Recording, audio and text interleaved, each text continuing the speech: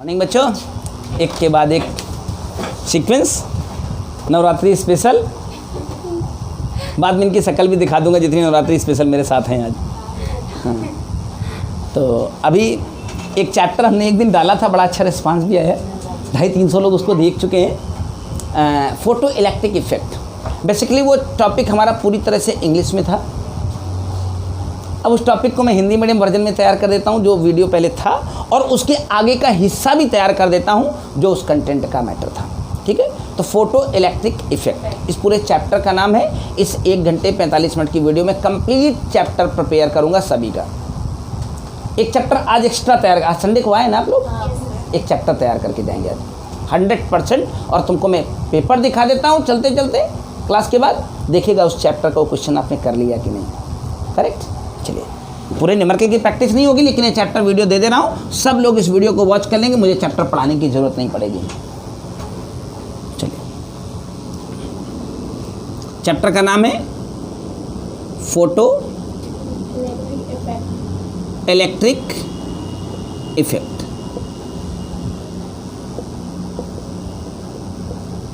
इसका पार्ट 1 आ चुका है। ठीक है, मेरे पास 2 विकल्प हैं। या तो मैं पार्ट 1 में जितनी कहानी मैंने सुनाई थी उसको मैं डिटेल में दोबारा सुना दूं, या तो फिर उस वीडियो की लिंक को डिस्क्रिप्शन में शेयर कर दूं। लिंक को शेयर कर दीजिए। उस वीडियो की लिंक को डिस्क्रिप्शन में कर देता हूं शेयर, तो उसके आगे का हिस्सा आप आराम से पहले पढ़ लीजिए। लेकिन इस वीडियो को देखने से पहले, उससे पहले देख लेना, चैप्टर तैयार हो जाएगा।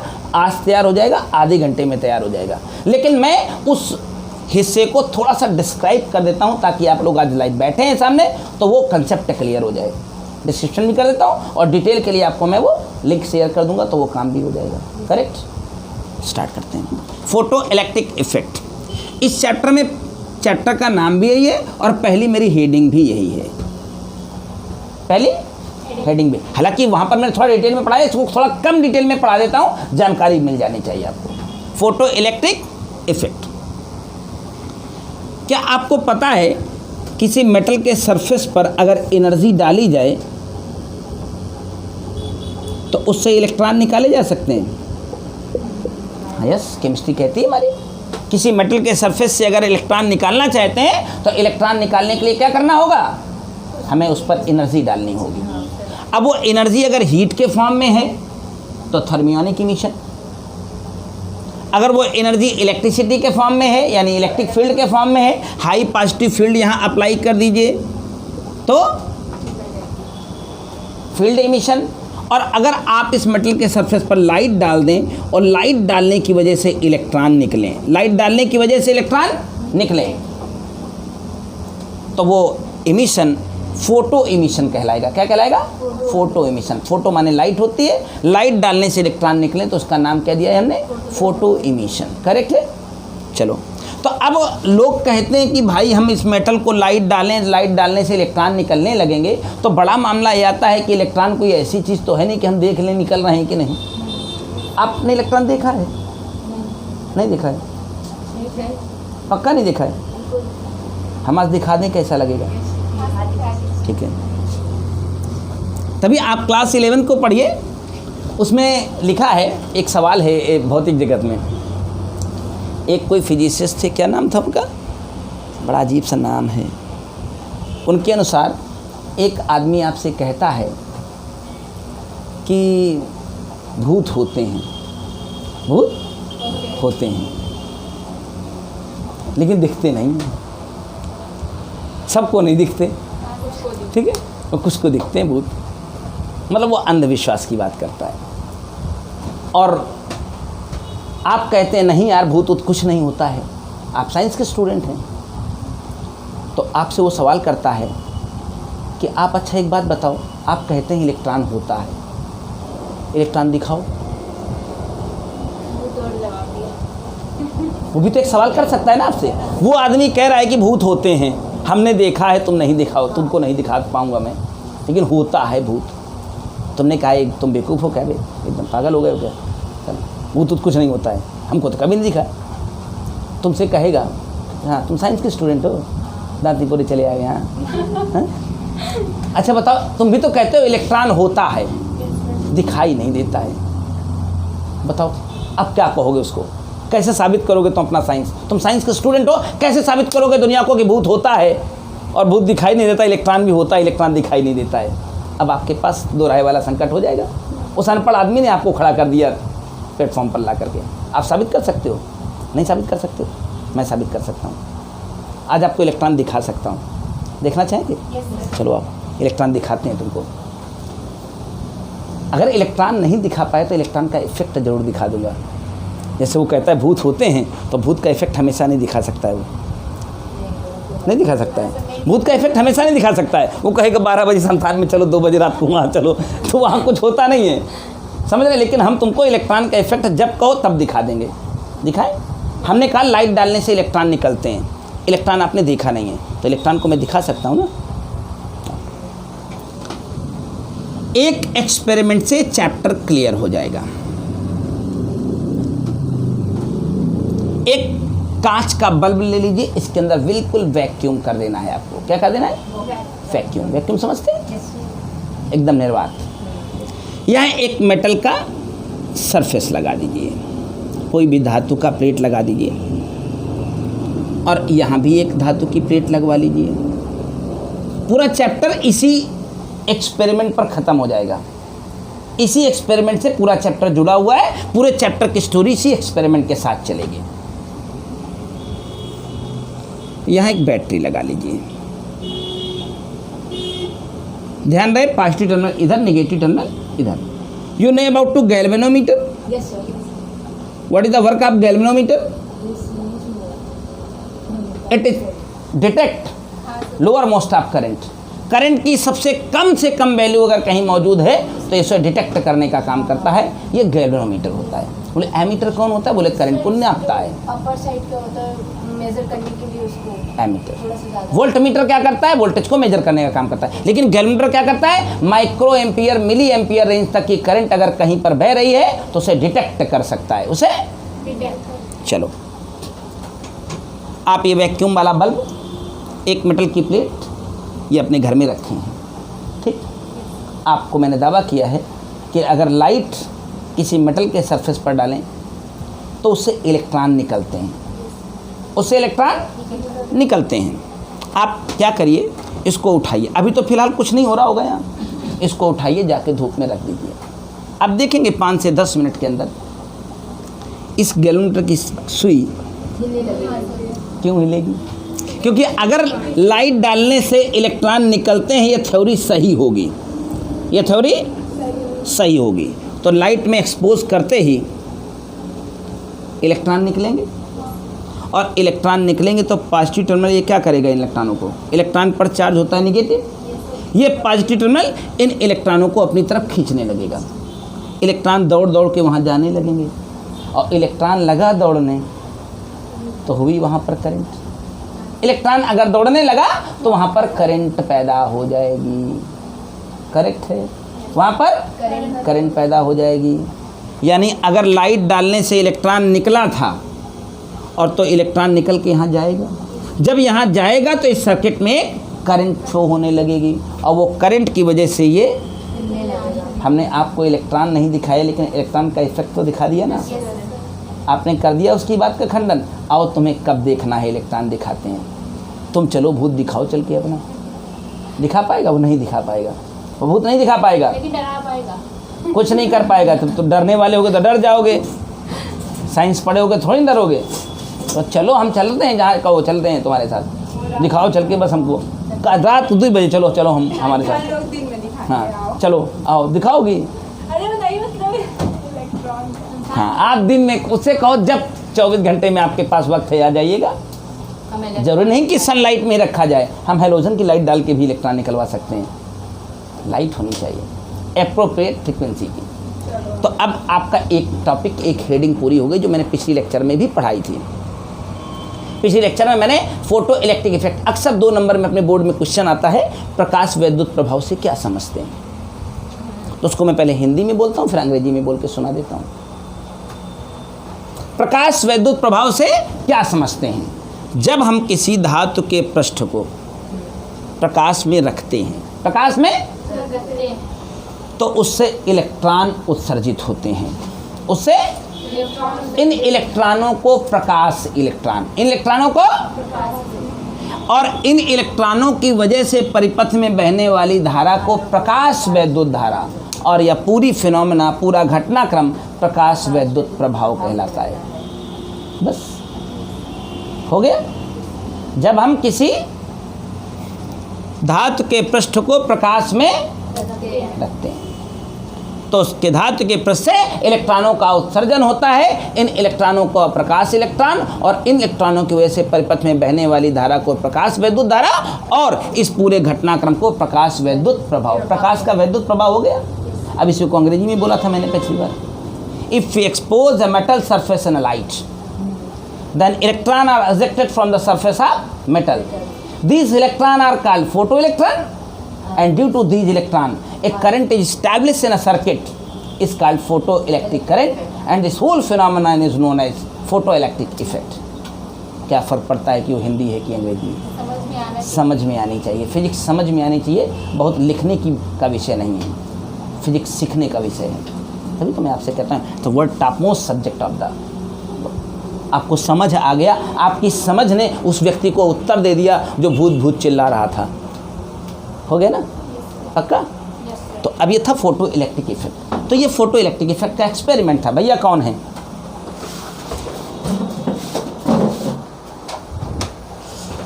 बात कर रहा था तो बात समझ में आ गई, what is photo electric effect. अब इस एक्सपेरिमेंट से कुछ परिणाम आएंगे। तो अगला हेडिंग है प्रकाश वैद्युत प्रभाव के प्रायोगिक फल। प्रकाश वैद्युत प्रभाव के प्रायोगिक फल। Experimental result of photo electric effect. Experimental result of photo electric effect. Photo electric effect, प्रकाश वैद्युत प्रभाव के प्रायोगिक फल। अब इस प्रयोग में कुछ चीज़ें प्राप्त हुई लोगों को। जब प्रैक्टिकल किया तो कुछ चीज़ों की एनालिसिस हुई। वो एनालिसिस में क्या क्या चीज़ें थी उनकी चर्चा मैं कर रहा हूँ। तो पहला टॉपिक था इसका, यही 5 कंटेंट है जो इस चैप्टर को क्रिएट कर देते हैं। पहला टॉपिक था इफेक्ट ऑफ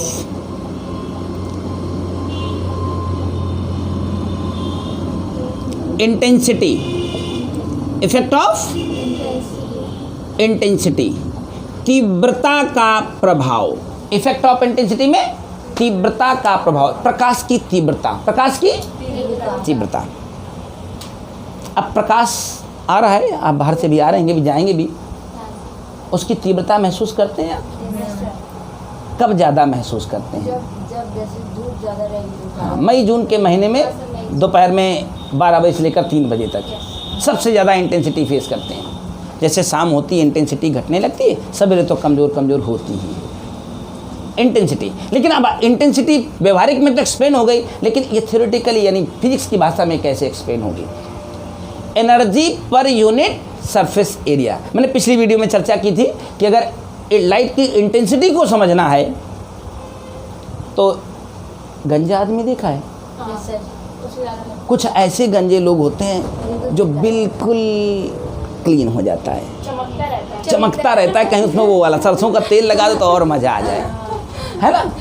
खुद चमकते, वो चमकने वाला गंजा, नॉर्मल गंजा नहीं, चमकने वाला गंजा। हाँ, उनके कभी आएंगे भी नहीं। उस तरह का गंजा आदमी अगर देखा हो तो इंटेंसिटी ऑफ लाइट उससे बढ़िया एक्सप्लेन कोई नहीं कर सकता है। उसको कर दो 12 बजे, खूब पर थोड़ा सा कड़वा तेल लगा दो और उसको परेड में 2 चक्कर लगवा दो।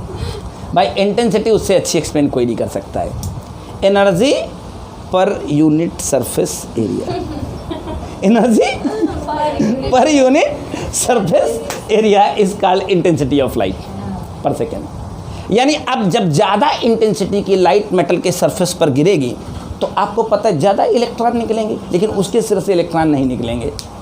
मेटल का थोड़ी ना है वो, समझ रहे? मैं केवल इंटेंसिटी एक्सप्लेन कर रहा हूँ। अगर आपको इसे प्रैक्टिकली समझना है तो आप वो solar yes solar panel. Solar system, solar panel देखा होगा। Yes sir. जब बढ़िया धूप होती है, अच्छी धूप दिन भर में निकले तो अच्छी चार्जिंग होती है। कभी बारिश के महीने में या बहुत जाड़े में जब कोहरा पड़ा, दिन भर धूप ही नहीं निकलती है, तो कहते हैं आज चार्ज नहीं हुआ है। तो वो धूप निकलना मतलब क्या है, इंटेंसिटी, ज़्यादा इंटेंसिटी है, लेकिन कम चार्ज। हाँ वही आती है लेकिन कम चार्जिंग होती है। तो जब हीट वो लाइट इंटेंसिटी कम आ रही है तो इलेक्ट्रॉन कम निकलेंगे, और इलेक्ट्रॉन कम निकलेंगे तो भाई चार्जिंग इलेक्ट्रॉन के ऊपर डिपेंड करती है करंट, तो करंट कम आएगी तो अच्छी चार्जिंग नहीं होगी, तो वो सिस्टम जल्दी बैठ जाएगा। लेकिन जब ज़्यादा धूप निकली रहेगी, ताबड़तोड़ धूप होगी, तो खूब अच्छी चार्जिंग होगी। इसे तो बड़े बड़े सोलर पैनल लगाए जा रहे हैं। 5 किलोवाट का सोलर पैनल लगवा लीजिए, घर की पूरी पावर चलती रहती है, बिजली की कोई ज़रूरत ही नहीं है। 5 किलोवाट का सोलर पैनल घर में एक AC भी चलाता रहेगा बराबर, और आपको 7 साल तक मेंटेनेंस की भी ज़रूरत नहीं है। इकट्ठे 2-3 लाख रुपए खर्च होने हैं बस, एटलीस्ट 3 से 5 लाख रुपए, लेकिन उससे ज़्यादा बिजली का बिल आता है। इफेक्ट ऑफ इंटेंसिटी समझ गए। अगर आपसे कोई कहता है जो फोटो इलेक्ट्रिक इफेक्ट के चैप्टर में लाइट आती है उसकी जो इंटेंसिटी होती है वो किस चीज़ को इफेक्टेड करती है, तो आप बताएंगे intensity of light is directly proportional to rate of emission of electron. Rate of emission of electron, electron की निकलने की दर पर निर्भर करता है, बहने वाली धारा पर निर्भर करता है। इलेक्ट्रॉन ज़्यादा होंगे तो धारा ज़्यादा होगी। आपसे कोई कहता है what is the effect of intensity of light on photo electric effect, तो बता दो intensity of light is directly proportional to rate of emission of electron. Rate of emission of इलेक्ट्रॉनों के निकलने की दर के अनुक्रमानुपाती होता है। करेक्ट। फिर मैंने यहाँ पर एक और बढ़िया बात कही थी, effect of frequency. Effect of frequency, effect of frequency. Frequency समझते हैं क्या? आवृत्ति। इफेक्ट ऑफ फ्रीक्वेंसी में फ्रीक्वेंसी का मतलब है आवृत्ति। जो आपकी कॉमन लाइट आग गिर रही है उसकी अपनी एक पर्टिकुलर फ्रीक्वेंसी है, राइट। कहीं तुमने क्लास 11th की अगर केमिस्ट्री पढ़ी होगी तो फोटॉन की एनर्जी के बारे में सुना होगा। Yes sir. एच न्यू, खूब लड़की, वी और न्यू में अंतर नहीं समझ आता है। ऐसे टेढ़ा सा वी होगा, इसको न्यू बोलते हैं। New is the frequency of photon. Frequency of class 11 की केमिस्ट्री में बताया जाता है, फ्रीक्वेंसी ऑफ फोटॉन। तो आप बताओ जब फ्रीक्वेंसी बढ़ेगी तो पढ़ने वाले फोटॉन की एनर्जी भी बढ़ेगी। ज़्यादा एनर्जी का फोटॉन इसके ऊपर आके गिरेगा तो इलेक्ट्रॉन को निकाल तो देगा, एक्सेस एनर्जी उसके पास निकाल के एक लात भी मार देगा। घर के अंदर कोई हो, निकल ना रहा हो, डांटो, निकल बे बाहर, निकल, काम नहीं किया उतना, निकलो यहाँ से, तब भी काम नहीं किया। 1 घंटा आप खींच के मार दिया थे, निकलेगा भी और भागेगा भी। अगर एक फ्रीक्वेंसी से ज़्यादा फ्रीक्वेंसी की लाइट इस्तेमाल करेंगे आप, तो जो निकलने वाला इलेक्ट्रॉन है अगर वो निकल रहा है तो तेज़ी से भागेगा भी। तो आपसे कोई कहता है फ्रीक्वेंसी का क्या इफेक्ट होता है, फ्रीक्वेंसी का क्या इफेक्ट होता है, तो क्या कहोगे आप? निकलने वाले इलेक्ट्रॉन की काइनेटिक एनर्जी को प्रभावित करता है। निकलने वाले इलेक्ट्रॉन की अगर आपसे कोई कहता है कि फोटो इलेक्ट्रिक इफेक्ट के इस एक्सपेरिमेंट में फ्रीक्वेंसी का क्या प्रभाव है, तो आप बताओ निकलने वाले इलेक्ट्रॉन की काइनेटिक एनर्जी यानी गतिज ऊर्जा को प्रभावित करता है। ज़्यादा फ्रीक्वेंसी निकलने वाले इलेक्ट्रॉन की गतिज ऊर्जा को ज़्यादा करेगा, राइट, और कुछ नहीं करता है। इंटेंसिटी क्या करती है? ज़्यादा इंटेंसिटी की लाइट ज़्यादा इलेक्ट्रॉन निकालेगी, ज़्यादा फ्रीक्वेंसी की लाइट ज़्यादा तेज़ी से उन्हें भगाएगी, निकाल के दौड़ाएगी तेज़ी से। 2 कंसेप्ट क्लियर है? ये सब कुछ मैं पढ़ा चुका हूँ पिछली क्लास में, बताए दे रहा हूँ फिर से, ज़्यादा समय नहीं लगेगा। 3rd topic, most important in this chapter, मतलब आप इसको मोस्ट इम्पॉर्टेंट कर लीजिएगा।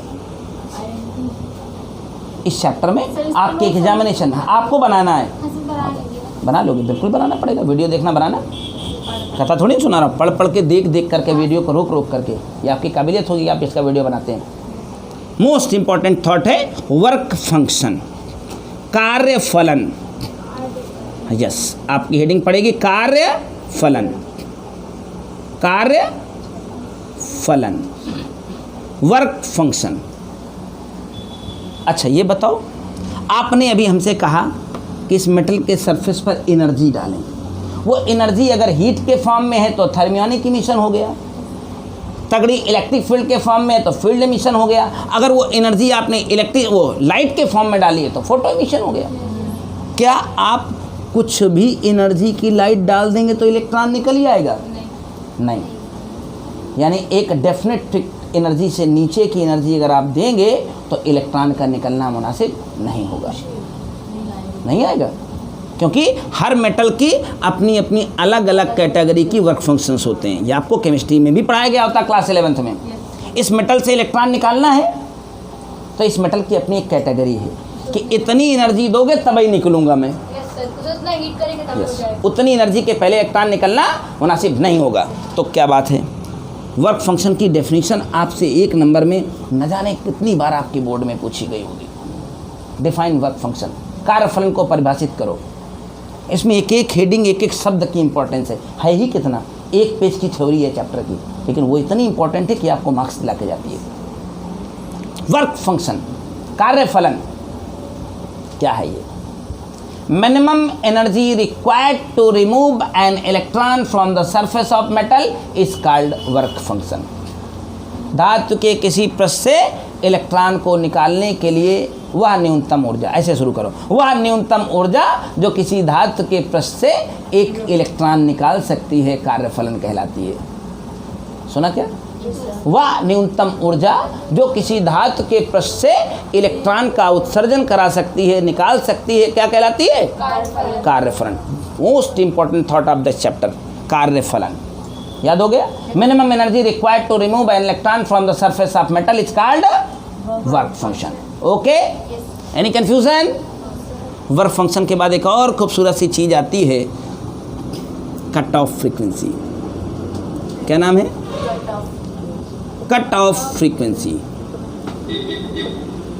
कट ऑफ फ्रीक्वेंसी बताते हैं। कट ऑफ फ्रीक्वेंसी का ही दूसरा नाम है threshold frequency. Threshold frequency Hindi में कहते हैं देहली आवृत्ति। देहली, देहली, अब याद आ रहा होगा धीरे धीरे। देहली आवृत्ति क्या नाम देते हैं इसका? अब कट ऑफ माने कट कर जाना, कट ऑफ। थ्रेशोल्ड का मतलब भी वही कट ऑफ ही होता है, हिंदी में होता है देहली आवृत्ति। अब देखें, वर्क फंक्शन की जब बात करोगे तो W=hν एनर्जी का फार्मूला है। वर्क भी एक प्रकार की एनर्जी है, तो यस तो प्लैंक कांस्टेंट हो गया, पता ही है। यहाँ पर एक मिनिमम फ्रीक्वेंसी, मिनिमम वर्क के लिए एक मिनिमम फ्रीक्वेंसी की रिक्वायरमेंट होगी। अगर आपको ये मिनिमम एनर्जी चाहिए तो वर्क फंक्शन एक यस तो कांस्टेंट है, तो मिनिमम फ्रीक्वेंसी भी तो चाहिए, तो वही मिनिमम फ्रीक्वेंसी को हम कट ऑफ फ्रीक्वेंसी नाम देते हैं। Minimum frequency required to remove an electron from the surface of metal is called work function. वो एनर्जी जो किसी मेटल के सरफेस से इलेक्ट्रॉन निकाल सकती है वो वर्क फंक्शन कहलाती है। और वो मिनिमम फ्रीक्वेंसी, वो मिनिमम एनर्जी के लिए मिनिमम फ्रीक्वेंसी चाहिए कि नहीं चाहिए? जिसने केयरफुली इस चैप्टर की थ्योरी को पढ़ा है वही इस चैप्टर के न्यूमेरिकल को बल्कि अर्धशतक लगने के करीब होगा। 50 तो मेरे ख्याल से एक्सरसाइज में ही सवाल है इस चैप्टर में। जी हाँ, और 22-23 एग्जाम्पल हैं, मतलब लगभग 50 के आसपास क्वेश्चंस हैं, 50-60 सवाल। वो सारे सवाल आपको बड़े प्यार से लग जाएंगे। 35 है। हाँ, 35 एक्सरसाइज में है और करीब 22-23 एग्जाम्पल हैं, मतलब शतक 50 पार हो जाएगा, सब लग जाएंगे। बस ध्यान से सुनो। वर्क फंक्शन की डेफिनेशन क्लियर हो गई। Minimum energy required to remove an electron from the surface of metal is called work function. देहली आवृत्ति, देहली आवृत्ति है, थ्रेशोल्ड फ्रीक्वेंसी है, cut off frequency, minimum frequency. उसमें मिनिमम एनर्जी बोला, इसमें वर्ड लिया मिनिमम फ्रीक्वेंसी। वह न्यूनतम आवृत्ति जो किसी धातु के पृष्ठ से इलेक्ट्रॉन उत्सर्जित करा सकती है, क्या कहलाती है? Cut off frequency, threshold frequency, Delhi आवृत्ति, जो कह डालो उसे। आप क्या हिंदी में है, आप हिंदी मीडियम में तो देहली आवृत्ति याद रखिएगा, जो कट ऑफ के चक्कर में देहली भूल जाए। ठीक है, ये भी क्लियर है। इसको मैंने 4 नाम दिया था, मैंने कहा था इसमें 5 चीज़ें आएंगी। तो पांचवा और अंतिम कंसेप्ट बहुत इंटरेस्टिंग है, बहुत मज़ेदार है। इसका नाम हमने दिया है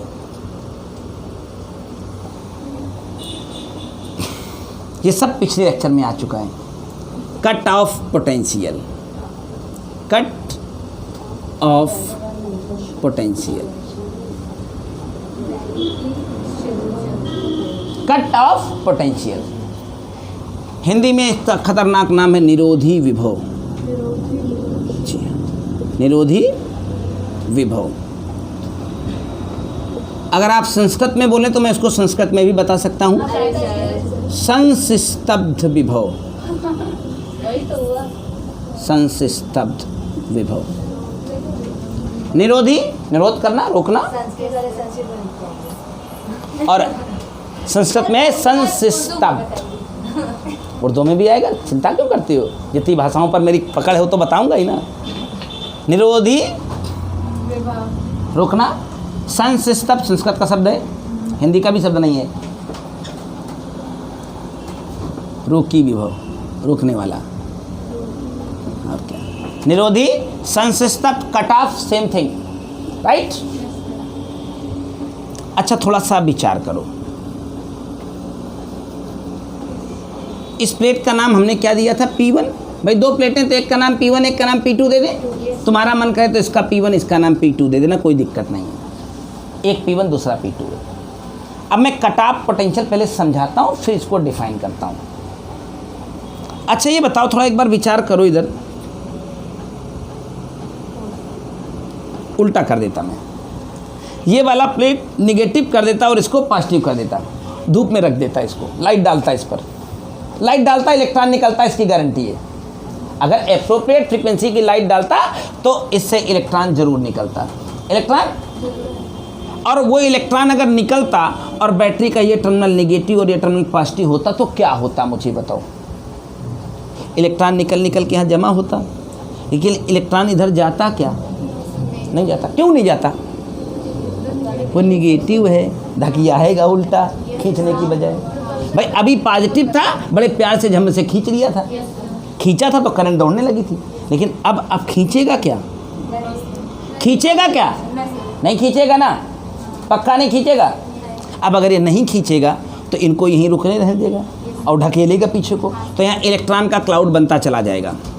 इलेक्ट्रॉन निकलते तो रहेंगे क्योंकि आपने इसको लाइट में एक्सपोज कर रखा है, लेकिन इलेक्ट्रॉन यहाँ जा नहीं पाएंगे, तो यहाँ इलेक्ट्रॉन का क्लाउड बनना शुरू हो जाएगा। जब इलेक्ट्रॉन वहाँ दौड़ के जाएंगे नहीं तो सर्किट की करंट ब्रेक हो जाएगी। कट ऑफ हो गई कि नहीं? क्या कट ऑफ हुई है? करंट कट ऑफ हुई है। Negative potential of plate P1, negative potential of plate P1 with respect to P2, with respect to by which photo electric current of the circuit is zero. Photo electric current of the circuit is zero. नहीं सुना? हिंदी में बोलता हूँ, हाँ हिंदी में बोलता हूँ। जज्बात वही करें, जज्बात भड़कने लगते हैं। अब रुको, प्लानिंग करने दो थोड़ा सा। Negative potential of plate P1, plate P1 का वह ऋण विभव है P2 के सापेक्ष, प्लेट P2 के सापेक्ष प्लेट P1 का वह ऋण विभव, वह जिसके कारण परिपथ की फोटो इलेक्ट्रिक करंट यानी प्रकाश विद्युत धारा शून्य हो जाती है। प्रकाश विद्युत धारा क्या कहलाता है? कट ऑफ पोटेंशियल, निरोधी विभव, संस्तब्ध विभव। देखिए पहले प्रैक्टिकल है, बाद में डेफिनेशन है। आप क्या किया? आप तो बहुत होशियार थे, यहाँ P1 लिखा, यहाँ P2 लिखा और बोलने लगे प्लेट P1 के सापेक्ष, प्लेट P2 के सापेक्ष P1 का वह ऋण विभव। P1 का आप तो रट्टा मारे थे और डायग्राम उल्टा पुल्टा बनाए हो। प्लेट P2 के सापेक्ष P1 का वह ऋण विभव जिसके कारण परिपथ की प्रकाश विद्युत धारा शून्य हो जाती है। तो हमारे जैसा मास्टर पे इसी पर निगाह रखता है, काट करके जीरो देके चला आएगा, क्योंकि आप तो ब्लंडर मिस्टेक करो ना। तो पहले आप इस जगह अपना होश ठिकाने रखना कि आपने अपने डायग्राम में बना के रखा है किसको P1 और किसको P2 बता रखा है। केवल कट ऑफ पोटेंशियल लिखने को आता है तो पहले आपको ये डायग्राम बनाना होगा, फिर आपको लिखना होगा। अगर आप इसको P2 इसको हमें कोई दिक्कत नहीं, आप किसी को P1 किसी को P2 लिखें, भाड़ में जाओ, लेकिन गलत बात मत करो। प्लेट P1 के सापेक्ष, प्लेट P2 का वह ऋण विभव, P2 का जो परिपथ की प्रकाश विद्युत धारा को शून्य कर देता है। प्रकाश विद्युत धारा को क्या कहलाता है? कट ऑफ पोटेंशियल, निरोधी विभव, संस्तब्ध विभव कहलाता है। That's all. ये थे इस टॉपिक के एक्सपेरिमेंटल रिजल्ट। ये मेरी एक लेक्चर में कंप्लीट हुआ था। अभी तो जिसके लिए तो शुरू किया था तो हुए नहीं, ये तो पिछले लेक्चर में था। इतना तो मैंने अभी 30 मिनट तो हुए ही होंगे ज़्यादा ज़्यादा। कविता टाइम देखो, मुझे अंदाज़ा है, देखा 30 मिनट 1 से 16 सेकंड, देखा मुझे कितना बढ़िया अंदाज़ा है। इसी को अनुभव कहा जाता है। इसी को तो अनुभव कहते हैं। 30 मिनट में हो गया ना ये। चलिए, अब ये तो मैंने पिछली वाली वीडियो में पढ़ा दिया था, आज इफेक्ट ज़्यादा पड़ा होगा। पिछली वाली वीडियो में कम इफेक्ट पड़ा था, लेकिन तब भी उसको 250-300 लोगों ने वॉच किया है, अच्छे से बढ़िया से देखा है उसको। एक लाइक तो कंप्लीट आती है हमारे पास, लाइक तो बहुत आती है।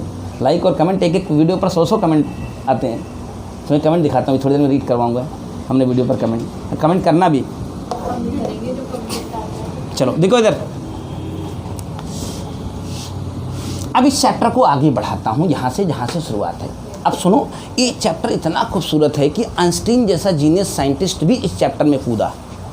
आपको तो पता है आइंस्टीन हमारे फेवरेट साइंटिस्ट थे, आइडियल साइंटिस्ट, हमारे पर्सनली खुद आइडियल है आइंस्टीन। कारण क्या है? आइंस्टीन एक ऐसे साइंटिस्ट जिन्होंने अपने जीते जी अपनी हर थ्योरी को प्रूव करके दिखा दिया। यस, एकमात्र साइंटिस्ट है दुनिया, तभी तो उनके पीछे जीनियस लगा है ना, जीनियस साइंटिस्ट आइंस्टीन। एक ऐसा साइंटिस्ट जिन्होंने अपने जीते जी अपने थ्योरी के हर कंसेप्ट के ऊपर मोहर लगा दी कि देखो ये प्रूव करके दिखा दिया। उन्होंने E = mc² दो बोला तो लोगों ने कहा साला बेवकूफ़ आदमी है क्या, टोपा ही है क्या, साला एटम बम बना के 52 में फोड़ दिया, खेल ख़त्म है। ऑटो हान था, ओपनहाइमर थे, आइंस्टीन थे। एटम बम बना तो उसी E = mc² के प्रिंसिपल पर बना। बोले देख लो, गलत नहीं बोले थे। सापेक्षिकता का सिद्धांत उन्होंने बताया, उसको भी प्रूव करके दिखाया। जो कुछ उन्होंने अपनी ज़िंदगी में कहा दुनिया के सामने, वो प्रूव करके दिखाया। तो अगर उतना बड़ा साइंटिस्ट इस झंडू बाम जैसे टॉपिक के ऊपर आ रहा है तो कुछ तो वजह होगी ना। चलो अगला टॉपिक है, वो है Einstein photo electric equation. Einstein बिल्कुल प्रैक्टिकल आदमी थे का प्रकाश वैद्युत प्रभाव समीकरण। आइंस्टीन का प्रकाश वैद्युत प्रभाव। अब अगर आइंस्टीन को समझना चाहते हो, फोटो इलेक्ट्रिक इफेक्ट में कनेक्टिविटी समझना चाहते हो, तो एकदम कक्षा 2 के बच्चे का भी दिमाग हो तो समझ में आ जाएगा। ज़्यादा लगाओगे तो नहीं समझ में आएगा। वैसे भी आइंस्टीन ने ज़्यादा लगाने को कहीं कहा नहीं। उन्होंने कहा कि जिसे फिजिक्स को समझना है वो 2 चीज़ों को पूरे यूनिवर्स में समझ ले, एक मास और एक एनर्जी।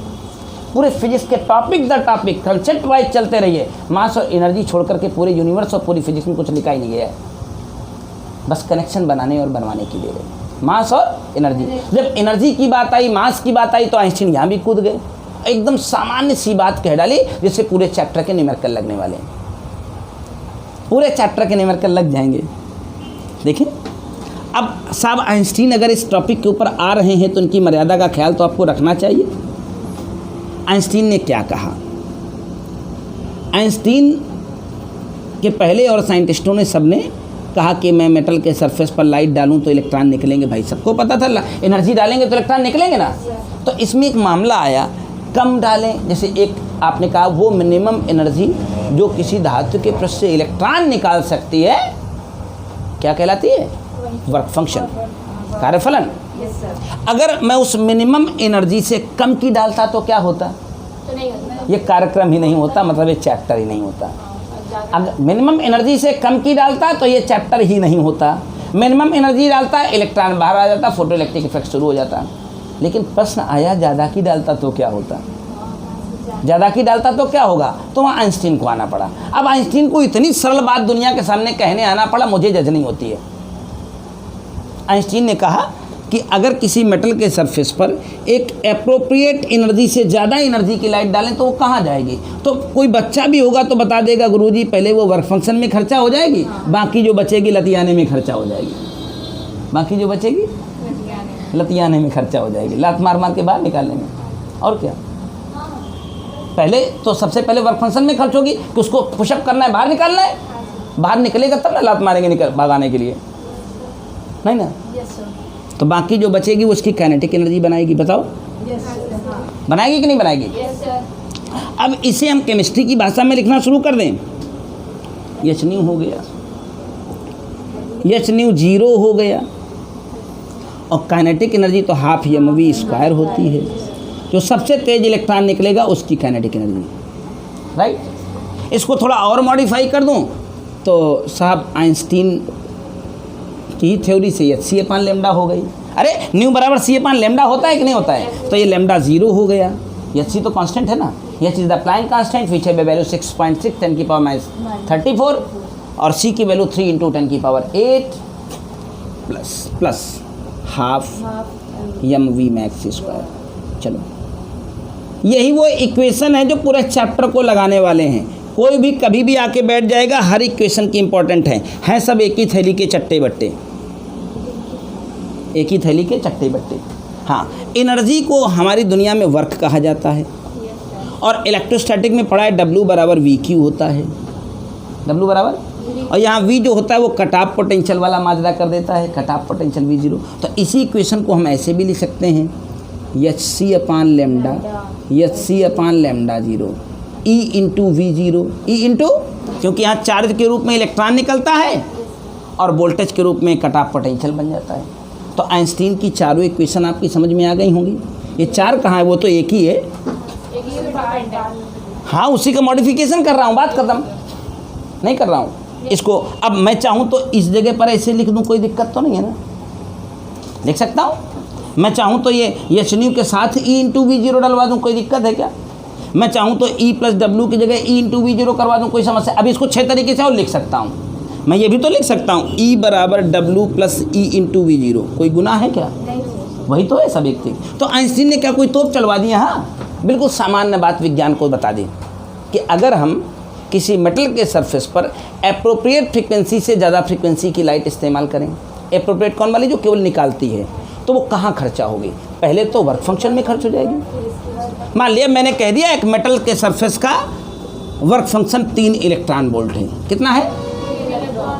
अगर हम 10 इलेक्ट्रॉन वोल्ट की लाइट इसमें डालें तो बताओ क्या होगा? तो आप बताएंगे जो इलेक्ट्रॉन निकलेगा उसकी एनर्जी 7 इलेक्ट्रॉन वोल्ट होगी। 10 की डाले थे, 3 तो वर्क फंक्शन में खर्चा हो गया, तो बचा 7 वो कहाँ गया? इसको दौड़ाएगा। जो इलेक्ट्रॉन निकलेगा उसकी काइनेटिक एनर्जी कितनी होगी? 7 इलेक्ट्रॉन वोल्ट। बहुत दूर मत जाओ, IIT 2007 चले जाओ। बहुत दूर मत जाओ, IIT 2007 चले जाओ। क्वेश्चन पूछा था, मैं समझाता हूँ। क्वेश्चन के बिना मज़ा कहाँ होगी? क्वेश्चन था, अगर किसी मेटल के सरफेस पर किसी एनर्जी 10 जूल की लाइट डाली जा रही है, 10 इलेक्ट्रॉन वोल्ट की लाइट डाली जा रही है, या कह रहा किसी एप्रोप्रिएट एनर्जी की लाइट डाली जा रही है।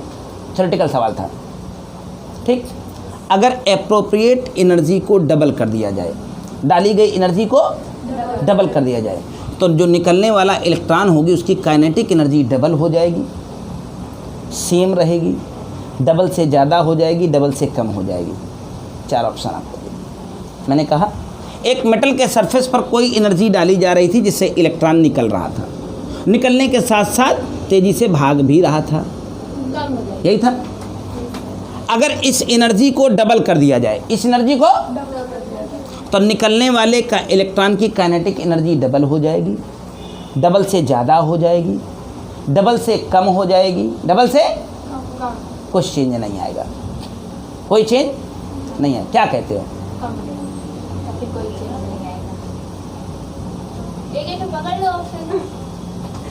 तुम्हारे जैसे बेवकूफ़ होंगे तो कंपटीशन ऐसे एक एक ऑप्शन पकड़ के देंगे बुद्धि लगाने की बजाय। इसलिए कहते हैं जब कंपटीशन देना हो तो पहले सीरियसनेस रखना सीख लो, फिर इसके बाद कंपटीशन की बात करना। अब एक एक दांत निकाल दिए, एक एक ऑप्शन पकड़ लो, बुद्धि लगा ले, तब तक जवाब आ गया होता है। दिखाता हूँ। मान लो पहले एनर्जी थी 10, वर्क फंक्शन तो फिक्स होता है, मान लो कितना था 4, कुछ भी ले लो, 4 ले लो, तो काइनेटिक एनर्जी कितनी बचेगी? अगर आप इसे 10 की बजाय 20 कर, वर्क फंक्शन तो रोज़ बदलता नहीं है ना, ये कितना बचेगा? तो ये इससे डबल हो गई कि डबल से ज़्यादा हो गई? डबल से ज़्यादा। आपका जवाब होता है डबल से ज़्यादा, डबल से कहीं भी एक्सपेरिमेंट कर लो। तो जब बुद्धि हो, कंपटीशन देने का ज्ञान हो तो कंपटीशन दीजिए। नहीं, एक झंडू बम सवाल था, उसी में दिन भर अटके रहोगे तो कम मारोगे और क्या करोगे, निगेटिव मिलेगा। इसलिए तो कंपटीशन सबके लिए नहीं होता है, कंपटीशन उनके लिए होता है जो सिंसियरिटी के साथ बैठते हैं, पढ़ते हैं। ऐसे तो कुछ भी बोल दो ना, ज़्यादा होगा कम होगा कुछ नहीं होगा, कुछ तो एक होगा ही करेगा ना। आइंस्टीन को समझ गए कि नहीं? जाके अपनी किताब वॉच कर लेने से क्वेश्चन दिया हो गए। तुम्हारी किताब का डिक्टो क्वेश्चन उठा के दिया था। शिल्लक मुँह मचाने लगते हैं बिना वजह। बात समझ में आ गई? कुछ कहना है? चलो, आइंस्टीन की फोटो इलेक्ट्रिक इफेक्ट की इक्वेशन क्लियर हुए? ये जो इक्वेशन अभी मैंने लिखी है पूरे चैप्टर के 50 न्यूमेरिकल अकेले लगाएगी। E बराबर एच अपान लेमडा, E बराबर एच न्यू, W बराबर एच न्यू 0 और आइंस्टीन की मेन इक्वेशन सारे सवाल लगाएगी। एक concept, momentum of photon, momentum of photon का संवेग। अगली हेडिंग है हमारी मोमेंटम ऑफ फोटॉन या फोटॉन का संवेग। मोमेंटम ऑफ फोटॉन या फोटॉन का संवेग, फोटॉन का संवेग। तो सुनो, फोटॉन क्या है? वही लाइट में आता है। फोटॉन की जो एनर्जी होती है वो E बराबर mc स्क्वायर, E बराबर, और फोटॉन का जो मोमेंटम होगा P बराबर mc, P बराबर mc। क्यों? m is the mass of photon, क्योंकि फोटॉन जब भी चलता है तो हमेशा लाइट वेलोसिटी से चलता है। फोटॉन क्योंकि लाइट में होता ही है और लाइट हमेशा लाइट वेलोसिटी से चलती है, और लाइट वेलोसिटी किसके बराबर होती है? c के बराबर। वैसे आपने मोमेंटम के बारे में पूरी फिजिक्स में जब भी कभी पढ़ा होगा तो किसी भी पार्टिकल के मास और उसकी वेलोसिटी का प्रोडक्ट मोमेंटम होता है क्या? किसी भी पार्टिकल की मास और वेलोसिटी का प्रोडक्ट ही उसका मोमेंटम होता है। तो अगर मैं फोटॉन के मोमेंटम की बात करूं तो mc का गलत लिखा हुआ है। फोटॉन का मास m और फोटॉन की वेलोसिटी हमेशा c होती है, mc। करेक्ट? आओ इधर, E बराबर mc स्क्वायर, E बराबर mc स्क्वायर, ऐसा आप जानते हो। और E बराबर hc अपान लेमडा, फोटॉन की एनर्जी hc अपान लेमडा होती है ना, इज इक्वल टू क्या हो गया? mc में c काट डालें क्या? तो फोटॉन का मोमेंटम था क्या? mc। तो mc है क्या ये? Momentum of photon. तो अगर ये मोमेंटम ऑफ फोटॉन p हो गया तो ये किसके बराबर हो गया? हो गया ये फोटॉन का मोमेंटम है। केमिस्ट्री में तो पढ़ाया जाता है, लेकिन पता नहीं तक तुम्हें याद होगा कि नहीं याद होगा। हमारी फिजिक्स सही है, एकदम खूबसूरत होती है, बस 2 सेकंड में हमेशा याद रह जाती है, बस तरीका होना चाहिए। हमें पता है कि फोटॉन के मोमेंटम को हम क्या कहते हैं? मास इंटू वेलोसिटी, लेकिन वेलोसिटी की जगह पर c। और आइंस्टीन ने क्या कहा? आइंस्टीन ने और बात क्या फोटॉन के बारे में कही कि फोटॉन की एनर्जी hc अपान लेमडा, c काट डाला जाए तो जो mc बचा है ये है क्या? फोटॉन का मोमेंटम, जो किसके बराबर हो गया? h अपान लेमडा। ये फोटॉन का मोमेंटम हो गया। तो आप हेडिंग डाल के बस 2 लाइनें ही लिख लीजिएगा। फोटॉन 1 नंबर में हमेशा आता है, फोटॉन का मोमेंटम लिखिए कितना होता है। करेक्ट? कोई तकलीफ तो नहीं है? देखें कोई बाहर आया है, 1 मिनट उसको अटेंड कर लें, फिर तुमसे मिलते हैं अभी। हाँ बिल्कुल, बस देखो कितनी, हाँ वही चालू हो रहा है। चलो तो बी कंटिन्यूअस इसी के आगे से है ना। तो मोमेंटम ऑफ फोटॉन क्लियर हो गया? मोमेंटम ऑफ फोटॉन से आगे निकलेंगे हम लोग तो एक टॉपिक मिलेगा, लास्ट कंसेप्ट है de Broglie wavelength of an electron. Electron की डी ब्रॉगली तरंगदैर्घ्य, बहुत खास टॉपिक है। हालांकि अभी सब सिलेबस से हमें लगता है हटा दिया गया है। हमें वॉच नहीं कर रहा हूँ, तुम्हारा हटाया हुआ सिलेबस में देख नहीं रहा हूँ। मैं बिना देखे उसे पढ़ाऊँगा, जब परीक्षा होगी तो तुम देख के पढ़ना, ठीक है? कंटेंट कंप्लीट रहेगा आपकी कॉपी में, परीक्षा के समय अपने कंटेंट को देख के पढ़ना। फिलहाल तैयार पूरा करके जाओगे तो कौन घट जाओगे? वहाँ जो होगा लिखना। पता नहीं साला कौन बेवकूफ़ बैठा है पेपर बनाने वाला, वही कुछ इधर उधर होंगे दे, तब क्या करोगे? फिर वो एक्सक्यूज नहीं करेंगे ना वो लोग। De Broglie wavelength of an electron. De Broglie बड़ा अजीब सा है, डी ब्रॉगली, पता नहीं स्पेलिंग सही लिखी है कि नहीं। Wavelength of electron, de Broglie wavelength of an electron. Electron की डी ब्रॉगली वेवलेंथ। अभी भी आपने फोटॉन का संवेग लिखा है क्या? P बराबर h अपान लेमडा। तो अगर मैं वेवलेंथ की बात करूं लेमडा की, तो क्या h बाई पी हो जाएगा? पक्का? H/P हो जाएगी। ये फोटान का संवेग था P बराबर H अपान लैम्डा, तो H लैम्डा बराबर क्या हो जाएगा? हाँ। और कक्षा 11 में ये संवेग और गतिज ऊर्जा में एक संबंध था, अगर आपको याद ना आता हो तो 2 सेकंड में डराइव करके दिखाता हूँ। काइनेटिक एनर्जी हुआ करती थी half mv square, half mv square, right. और एक छोटा सा काम हम लोग करते थे, ये क्लास 11th में वर्क पावर एनर्जी एक चैप्टर है, उसमें खूब ब्राइटली दे रखा है। इसको 2 बार कर दिया हमने, v स्क्वायर को v और v कर दिया। एक काम करें, एक छोटा सा यम यहाँ मल्टीप्लाई कर दें, और गणित कहती बाप की गणित नहीं होती है तो डिवाइड भी करेंगे। तो mv को संवेग कह दिया, ये भी तो संवेग ही है, तो 2km, हाँ, p स्क्वायर, ये इधर चले गए, तो mv p हो गया, mv भी p हो गया, तो p स्क्वायर। तो संवेग p बराबर क्या हो गया?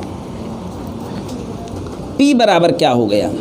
अंडर रूट 2k/2km, बस 2km। कुछ कहना था क्या?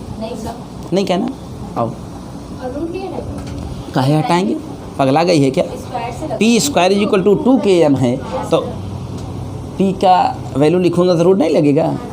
p की जगह p, h की जगह h, p की जगह क्या कर दूं मैं? Root 2km। कोई तकलीफ? यहाँ k क्या है? k is the kinetic energy. लेकिन जब मामला इलेक्ट्रॉन का है, मामला किसका है? इलेक्ट्रॉन का है। तो इलेक्ट्रॉन एक प्रकार का चार्ज पार्टिकल होता है। इलेक्ट्रॉन का चार्ज जो Q होता है वो किसके बराबर लिखा जाता है? E के बराबर। और किसी चार्ज पार्टिकल को अगर किसी वोल्टेज से एक्सेलरेट किया जाए, मतलब हम लोग अभी पढ़ भी रहे हैं, किसी इलेक्ट्रॉन को, किसी चार्ज पार्टिकल को किसी वोल्टेज से एक्सेलरेट किया जाए, तो W is equal to v q पढ़ा है क्या? W is equal to v q. लेकिन मामला इलेक्ट्रॉन का है तो Q की जगह पर, और मामला वर्क का है तो work is the form of kinetic energy. K he W है, W ही K है, और ये दोनों किसके बराबर हैं? VE के बराबर। अंडर रूट 2 K की जगह VE, और ये क्या हो गया? यह M क्या है? Mass of electron, mass of. E क्या है? चार्ज ऑफ इलेक्ट्रॉन, 2 तो जानते ही हैं। और H है प्लांक कांस्टेंट। प्लांक कांस्टेंट की वैल्यू होती है 6.6 10 की पावर माइनस 30। E की वैल्यू होती है 1.6 10 की power minus 19। M is the mass of electron which have a value 9.1 10 की पावर माइनस 31। M की वैल्यू होती है, E की वैल्यू होती है, T होता है, H होता है। कुल मिला के सब कुछ आइटम कहीं ना कहीं होता है। पढ़े लिखे लोग हैं, सबका डेटा भर लेना, भर के कैलकुलेट कर लेना, वैसे ज़रूरत नहीं है। 12.27 upon under root V, under root calculate होकर के वैल्यू आ जाएगी इतनी, 12.27 10 की घात minus 10 upon under root V। भाई V तो हमें पता नहीं ना, मेरा ये इलेक्ट्रॉन था, मेरा मन किया तो इसे 100 वोल्ट से एक्सेलरेट कर दूँ, मेरा मन किया तो 10 लाख वोल्ट से एक्सेलरेट कर दूंगा। क्या कर लोगे आप? अपना वोल्टेज नहीं लगा सकते ना, ले आके जो देगा वो लगाएंगे। तो वोल्टेज के टर्म्स में ये बाकी आइटम तो सब कांस्टेंट है ना। तो इलेक्ट्रॉन की जो डी ब्रॉगली वेवलेंथ होती है, हमारी फिजिक्स की भाषा में लिखी जाती है 12.27 upon under root V angstrom. अब V आपको हम बता देंगे, इलेक्ट्रॉन की डी ब्रॉगली वेवलेंथ हम खट से निकाल देंगे। हाँ, जब एंगस्ट्रॉम लिख दिया तो बुद्धि खराब हो गई है क्या तेरी? जब 10 की पावर माइनस 10 लिख दिया है, उसको हटाकर मैंने यहाँ एंगस्ट्रॉम नहीं लिख दिया है। हाँ, हो गया इलेक्ट्रॉन की, ये चैप्टर खत्म हो गया, ये चैप्टर कंप्लीट फिनिश होगा। तुमने तुमको 2 टॉपिक पढ़ा दे, 2 चैप्टर पढ़ा डाले, हो गया क्या? अब इस चैप्टर में है कुछ न्यूमेरिकल, एक क्लास का टाइम दे दो तो एक क्लास में इसके न्यूमेरिकल इनिशिएट करा दूंगा, है ना? थर्सडे को। अभी कुछ नहीं करना, इसको बस पढ़ लेना, तब तक नोट्स बना लेना, लिख लेना। 2 काम करना, पढ़ लेना, लिख लेना, नोट्स बना लेना। इसका एक चैप्टर में 15-20 मिनट हम केवल न्यूमेरिकल इनिशिएट कर देंगे, पूरे चैप्टर के न्यूमेरिकल बड़े आसानी से लगेंगे। एक क्लास में सारे डाउट बता देंगे आपके, खत्म चैप्टर। ऐसे आगे ये चैप्टर मॉडर्न फिजिक्स के चैप्टर ऐसे चलते हैं, एक दिन पढ़ाया चैप्टर खत्म। तो इसलिए मैं पीछे के तवज्जो कहाँ देता हूँ कभी। एक पूरी यूनिट है 10 नंबर की, semiconductor devices and logic gate, उस दिन देखना पूरे भारत से लड़के चल के आएंगे यहाँ। हाँ देखो, ये भी पढ़ी थी। एक ही क्लास में 150-200 लोग बैठ जाएंगे उसी वाली में, सीट हटा देंगे, डेस्क सज जाती है उस दिन डेस्क हटा देता हूँ। ठीक, आज का काम हो गया, आप घर जाओगे? जाओ तो।